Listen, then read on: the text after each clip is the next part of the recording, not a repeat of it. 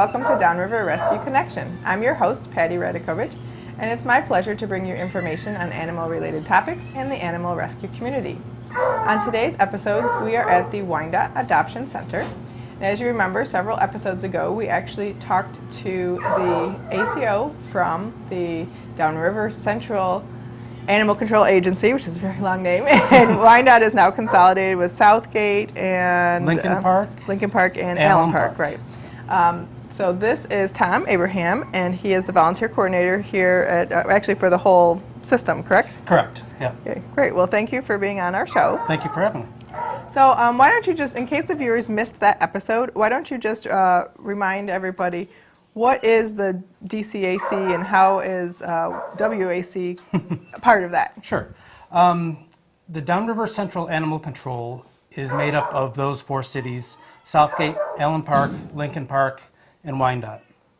And the way it works is any stray or any stray animal or any animal that's coming into the shelter system goes to Downriver Central Animal Control in Southgate. And as they come off their state-mandated stray hold, or they become available for adoption, they become eligible for us to pull them over to here to be adopted out. Okay. And so what would you say is your intake every month in animals? Our average is about 140 animals a month, which makes us one of the larger shelter organizations downriver. We currently get about of those 140, about 100 are cats, about 40 are dogs. Okay. All right. And then now here, like, how many animals do you typically have in this Wyandotte facility? Well, Wyandotte, in order to keep the intake facility as empty as possible, we pretty much remain at our capacity. Okay. So that's currently about 50 cats and about 10 dogs. Okay, and so it's always, you guys are full because it's a constant influx from the other facility. So whenever you have an opening, another one comes to take this place. As we get one animal adopted from here, we pull another one from Southgate. Okay, great. And so just so the public knows, what are the public adoption times and hours for the Wyandotte facility? For the Wyandotte facility, we're open Mondays, Tuesdays, and Fridays from 5:30 to 7:30. Saturday, 10 in the morning till 2 in the afternoon, and Sunday, 10 in the morning till 1 in the afternoon. Okay. And then do people need to fill out an application, or what's kind of the process? Yeah, so we do have an application process so that we try and match the animal with the home and make sure that there's a good fit before they go out. Okay, great. So now one of the things that's that your shelter does particularly well is that you've had a volunteer program that's been established for a number of years, well before the consolidation took effect. So you guys are actually kind of a model for a volunteer program within a shelter system. And as the volunteer coordinator, you're going to tell us a little bit about that. So what do you guys rely on for volunteers at this facility? Well, we're very proud of our volunteer organization. We've spent a lot of time building it up. Our goal as a volunteer organization is to keep the euthanasia rate as low as possible.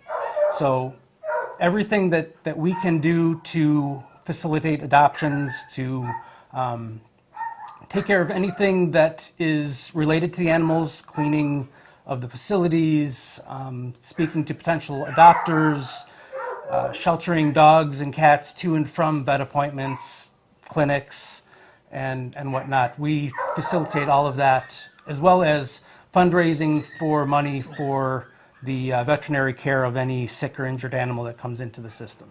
Okay, so you kind of run the gamut of what a volunteer, if the volunteer wants to come in and scoop litter boxes, they can, but if they want to do a fundraiser, they can do that as well. Yeah, dog walking, anything anything and everything that makes the animals more adoptable and make sure they're healthy and happy. Okay, and like on average, how many volunteers would you say that you have? Because I know sometimes you get more and sometimes there's less, but yeah, it's always a tough for us to estimate because we will pretty much take whatever time somebody has to give to us. And so we usually have between 60 and 70 volunteers. We typically expend about 200 volunteer hours a week. okay. So about 5 full-time employees per week between all of the activities. Okay. So if somebody wanted to become a volunteer here, what do they need to do? Well, they can go to waxshelter.com and fill out a volunteer application, and they can also come in and fill out an application.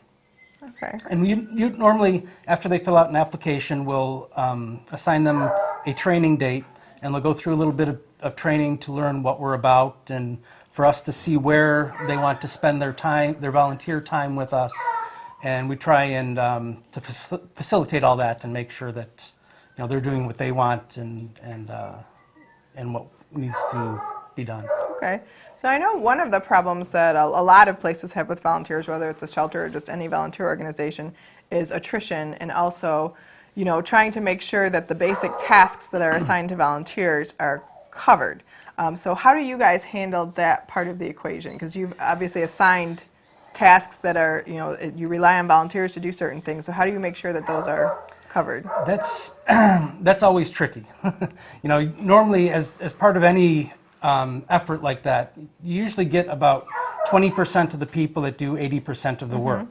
So we have a core set of volunteers that really bear the brunt of a lot of the labor. We've got some volunteers that are here several days a week, covering just about all of our adoption hours. And we've got other volunteers that volunteer maybe once or twice a year. Okay. So it's really a tough job making sure that everything's getting done that needs to be done, and so it takes a lot of effort. Okay. So now, as far as age limits, do you have age limits on volunteers? Yeah, due to liability issues, a volunteer has to be at least 18 years of age. And if there's somebody that's new to volunteering, like let's say somebody loves animals, but they've been avoiding the shelter because, a lot of people, I know you get this, there's a lot of people they love animals, but they avoid working with them because they're afraid of their ultimate fate, if they're not adopted. What do you say to those people to encourage them to come out to? Well, we've got a lot of work that can be done by volunteers at home, a lot of coordinating and answering emails and returning phone calls and kind of facilitating adoptions that way. We've also got fundraisers that don't take place necessarily at the shelter. And there's also a lot of local area rescue organizations that we would encourage them to become a part of, and because the rescue organizations ultimately help us as well. The bigger the rescue organization, the more fosters that they have, the more animals typically they can pull from us and get adopted out. Okay, and then if somebody did want to volunteer in the shelter, what is, and they've never done it before, what is something that they can expect to be doing while they're in the shelter? It really kind of depends on what they want to do. During adoption hours, talking to potential adopters about the animals here. Walking dogs. Of course, there's the cleaning cages and whatnot. But there's a pretty wide variety of stuff around here. Decorating the shelter for for whatever holiday or season. We try to make it a pleasing, comfortable environment for people. Okay. So I know we have a dog that's been waiting very patiently to come out. He's not the dog that you've been hearing in the background, by the way. This is Baxter, and one of the volunteers, Katie, is going to bring him out. And this is just a typical dog that you guys would get in. So why don't you tell a little bit about him? Baxter came to us. Actually, you're not mic'd up, so you're going to have to tell us. So Baxter came to us as a stray. He's a healthy, happy dog. Once his stray hold was up, we pulled him over here for adoption. He hasn't been with us for very long now. He's an adult male beagle mix. Let's see if we can get him to face the camera. Come here. And typically, where do you get the animals that come into your system? Well, a lot of them are picked up by animal control officers, either mostly strays. About 37% are owner give-ups. So somebody will no longer be able to take care of their animal, and they'll surrender it to the shelter. Those are our main sources of animals. Okay. And like people can see, I mean, he's just, he's a, what we would call a mutt, just a, a mixed dog, a little guy.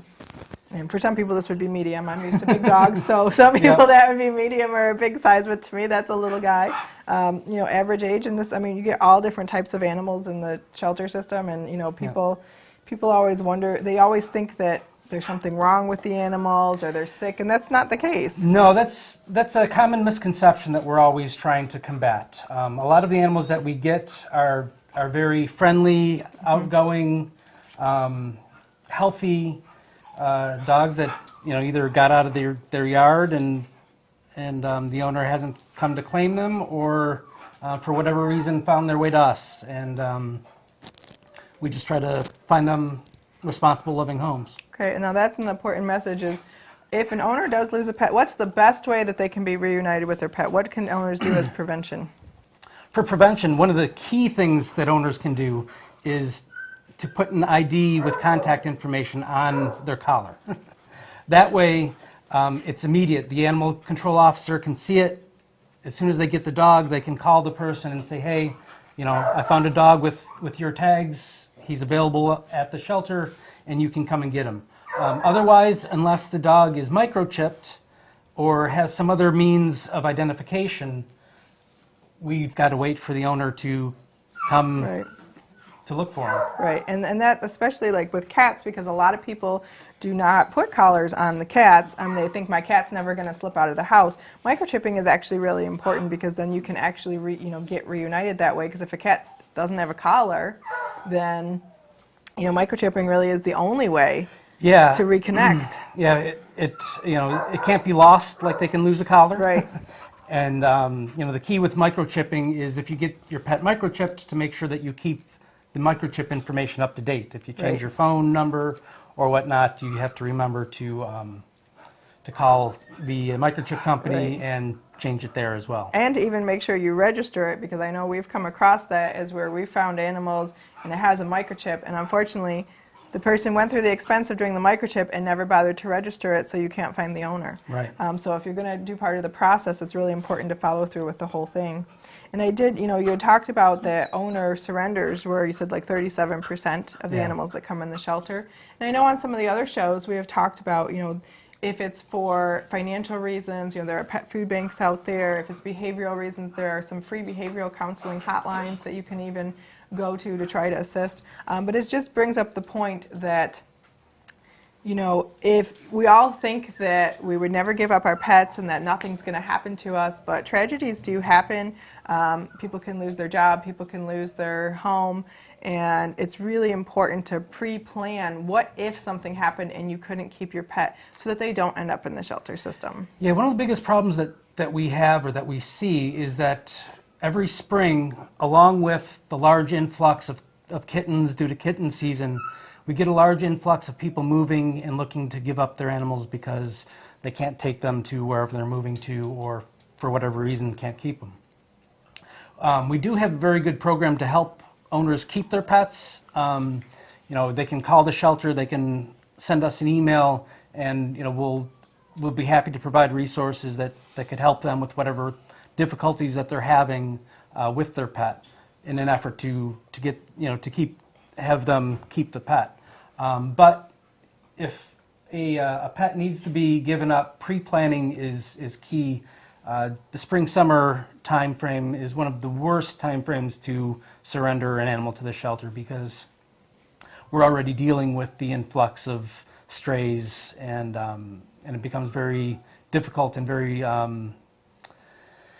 difficult to keep the shelter at a sufficient capacity that we can keep the strays in, and usually owner surrenders will be one of the first to be euthanized over a stray, because the shelter needs to keep a stray animal for at least 4 days if the owner doesn't claim them. So that's pretty key. Okay, so yeah, some really important pointers for people out there then, just to recap, is one is with your pets is make sure that they are tagged, make sure that they are microchipped. If they're not microchipped, at least tagged. That way, if they do ever get lost, you can be reunited with them much quicker. And always pre-plan for your pets, because even if you don't think you would ever give them up, if something happened to you, what would you want to happen to your pets? So pre-planning is really key. So thank you for talking to us about the Wyandotte Adoption Center. I'm still used to the new terminology We're still getting now. used to the new name as well. And thanks for telling us all about your volunteer program. And I think we're going to talk to one of your volunteers in a minute about the cats. So Thank you for having us.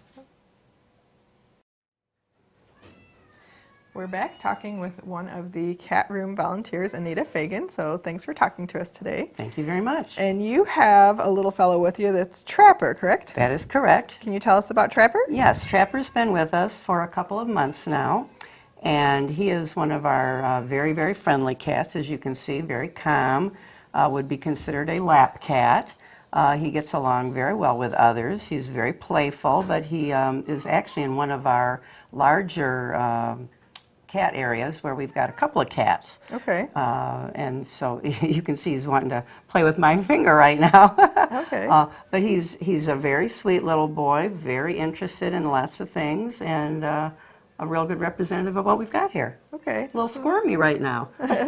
He's very camera shy. So why don't we talk about the setup in this room here, because this is a little bit different than what you see in the other shelters. You have the typical kennel cages that people see, but then you also have these very large kennels that you have shelves and multiple cats. So can you talk a little bit about those and how those work? Right.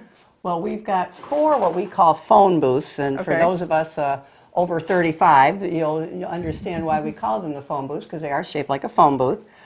Typically, we are able to have 2 adult cats in the phone booth. The premise of using the phone booths is to be able to see if, in fact, cats do get along and are friendly with one another, and we've had very good success with that. Obviously, it gives the cats who are in there a much better view of their world here, and it gives potential adopters a lot better opportunity to see them interacting with other cats and with just the people who are able to walk by and so forth and so on. Obviously, it gives them a little bit better exercise and so on.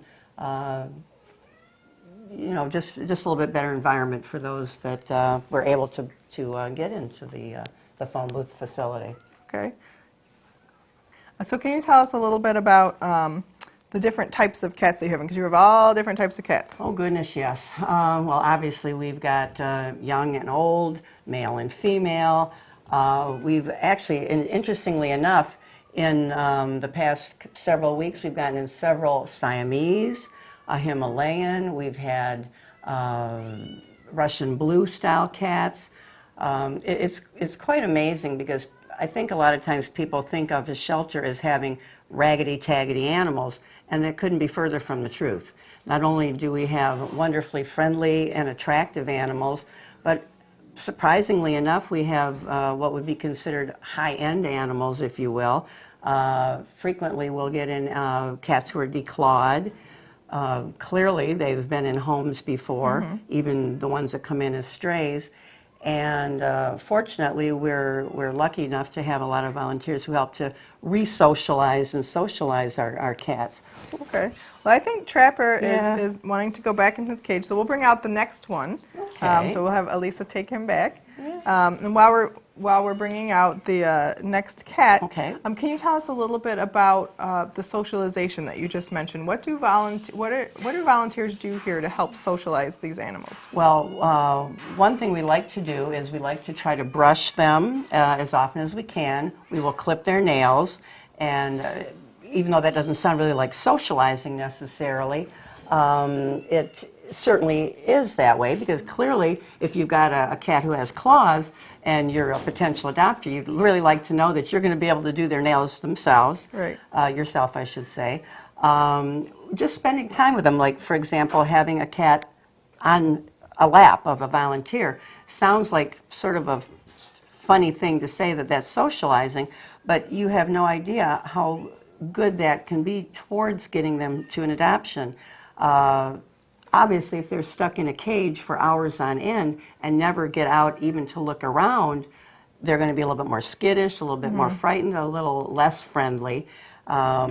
So any time that any one of our volunteers can spend with any of the animals is that much easier for them to be able to show their true personalities. Because as I often tell a potential adopter, they're in jail all day. They're not really going to have a specific personality that's necessarily going to show, and yet the minute they get into a home, they will probably become a much more loving, much more sociable animal. Right. So can you tell us who you have now? Who is this? Oh, it's Harlequin. Okay. We have a number of cats with black fur and some with black and white, so I apologize, I didn't recognize. And Harlequin, again, has been with us for a couple of months. It's not unusual for us to have an animal for that period of time. In fact, at this point, we've got a few who have been here since summertime. Okay. But Okay, as you can see, Harley is a very, very calm and sweet cat as well. And I must say, virtually every cat, in fact, I will say absolutely every cat we've got is just a joy. They are just a joy. They are all very, very special. They enjoy the interaction of the volunteers, as we were just mentioning a moment ago, who are able to spend time with them. There are certain ones, obviously, who prefer to be brushed or prefer to play or whatnot. They all have their little personality quirks, you know, as do all people. But they are all wonderful, wonderful potential pets and just looking for the right match. Okay. Now, let's see if we have one more cat that we can bring out to show people, and we'll let Harlequin go back. Okay. And this is Jack. And you can see Jack is a little bit smaller than the other two, and he's putting up a storm already. He is what I personally call a little honey boy. He is a little doll. He has not been with us quite that long. He came in with his sister Jill. They were up and down the hill, apparently. And he is just a curious little boy and very interested in everything around him, as pretty much most of them are, particularly the younger ones. And you can see he's a happy little guy, too. Okay. Well, great. Well, thank you for introducing us to the cats and for talking to us about the cat room and everything that goes on in here. So if people are interested in looking to adopt a cat, you obviously have all different ages, sizes, colors, personalities. So come on and check them out. Exactly. And if anybody's interested in volunteering, even if they just if somebody just says, I don't have a cat of my own because I can't have one and I just want to be able to socialize with cats, they can come down and do that too. Exactly, and we actually have a couple of new volunteers who are doing exactly that. They're unable to have a cat of their own due to other people in their homes who are allergic, and they come down and they're just wonderful. They have just been a joy to have with the cats, and it's just a beautiful mutual admiration society, so to speak. Well, thanks again for talking to us, Anita, and I think we're bringing one more dog out, and we'll be right back with that. So this is Thor, and Katie is back to tell us about Thor now that we put a mic on her. So can you tell us Thor's story?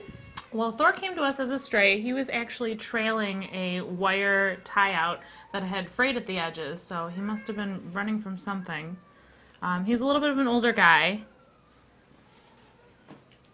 He says he's a little bit hard of hearing. A little bit hard of hearing, yeah. He's getting up there in age. He's got a little bit of arthritis, but we still think that he's got a few good years on him.